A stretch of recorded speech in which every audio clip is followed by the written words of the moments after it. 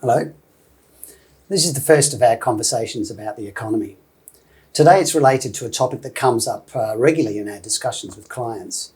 It's also particularly relevant at the moment as most of the east coast of Australia comes out of lockdown. We're often asked, if economies are so complex, how do we know if our policies and our investments are making a difference? And if we are in a very volatile economic environment right now, then how can we even track and monitor our impacts? These are good questions, and this is one answer to them. We in the normal world are only now realising how messy our world is. Physicists, chemists, and financial engineers will tell you they've known about this for a long time.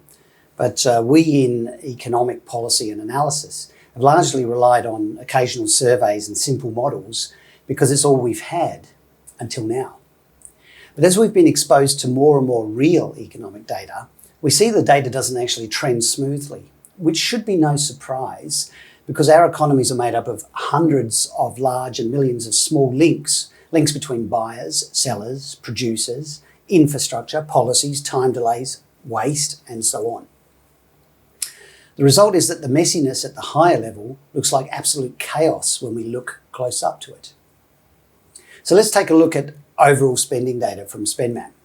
This here is the total local spend pattern of all New South Wales SpendMap councils. We've turned the data into an index so we can compare very small with very big council economies. There are underlying patterns here, like Christmas spikes and winter troughs. But outside of that, the data varies in response to all sorts of other shocks.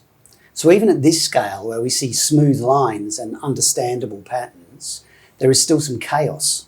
Admittedly, that chaos is worse here because of lockdowns, but the data in 2019 shows a similar pattern, albeit less extreme.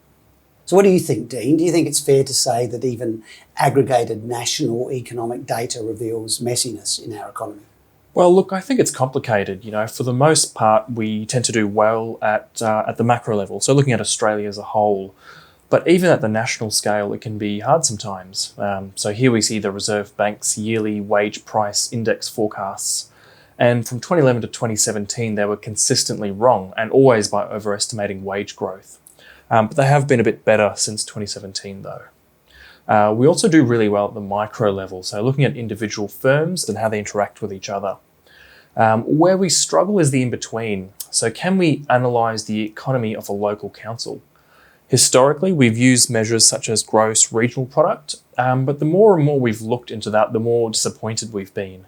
It seems for the most part those numbers are made up, a bit of a fabrication sometimes. You're taking something that's really complex and you're performing a back-of-the-envelope calculation and treating that GRP number as gospel, and it just doesn't reflect reality.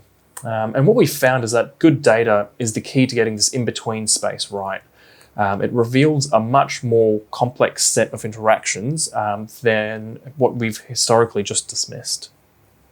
Okay, well, thanks, Dean. I like the idea of the in-between economic scale that we're talking about here. So sort of getting back to the heart of the matter, we'll pick a smooth period in that national data trend and zoom in for one local government area. And once we do zoom in, we can see that the smooth line of spending is actually very jagged. But there are actually patterns here as well. They're just running to a different clock and they're running in response to different triggers. And that makes them a little more difficult to find, but not impossible. So consider we've got weekends and public holiday spending differences, events and street closures, and that's all on top of the global and national scale randomness we've talked about. The presence of this chaos is why we shouldn't use those models that give us ballpark estimates of national trends when we're trying to measure the in-between economy. The complexity makes a mess of your smooth lines. We're not saying that you can't extract some insight from the data. We're not saying we should just give up.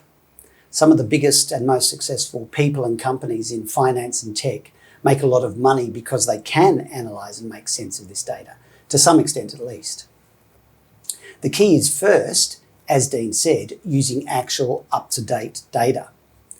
This idea of manipulating occasional survey data is like trying to watch and understand a 2-hour art house movie by looking at a few randomly dispersed stills from a similar movie.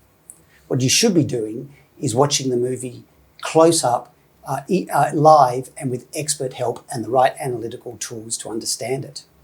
That means using more sophisticated techniques to analyse the trends and identify important features. Once we have the data and the methods right, we can then start using it to make better policy decisions. For example, we can see early warnings of problems like increasing escape spend or unexplainable drops in grocery spending, or a less than ideal impact from an event we're financially and emotionally invested in. We can also start making better predictions about future events, and that's critical for funding applications.